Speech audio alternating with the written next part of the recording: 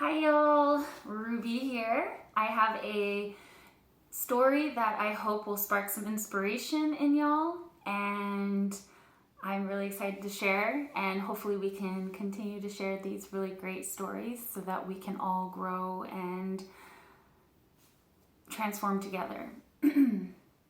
So we are all familiar with the ego, right? Yes. So one thing to understand about the ego is that it is not your enemy. It is your friend. The ego is here to help root you and ground you into this physical realm. It is here to protect you. It's your best friend. It wants you to be taken care of, wants to make sure you're right.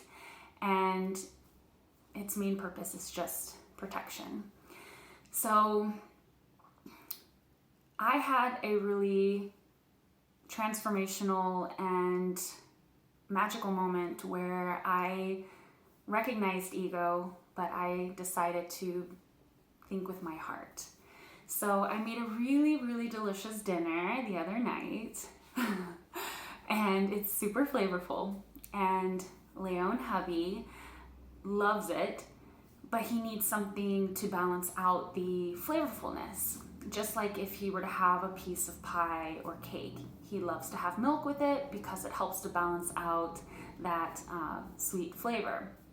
So he went to the fridge looking for his leftover piece of bread that was left over from hamburgers the other night and found that it wasn't there. He said, "Ruby, where's that leftover bread I left in the fridge?" And I said, "Oh, I composted it because it was soggy." And he said, "Well, I had plans for it. I saw it in the morning. I knew that I was gonna have it with dinner. And he's really bummed out. I'm really bummed out." And in that moment, the usual Ruby would get upset, feel guilty, and try to make him feel bad for feeling bad. And I would be upset at him for being upset with me. That is the typical cycle that we go through. And that is my ego trying to protect me, trying to make sure I'm right, I'm taken care of. How dare he tell me that he's upset about something and what I did was right because I wouldn't even eat it because it was soggy, right? So instead, I said, "I'm so sorry." And I really mean it. I really meant how sorry I was. I started thinking with my heart.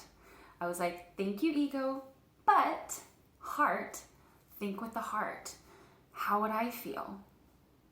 So it's also empathizing, but you're more heart-centered and you're thinking, wow, that really sucks. He was really looking forward to using that. He doesn't like to waste, which is also another really beautiful thing. Thinking about the food, where it comes from, the energy, and why waste it when it can be used for something or another can eat it.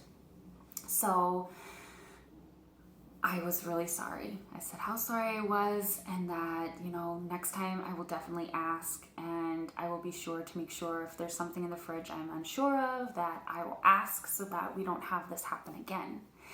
And the night stayed uplifted. He found sourdough in the freezer and thawed that out and had it with dinner, so it helped to balance out the amazing, delicious, flavorful dinner that I made.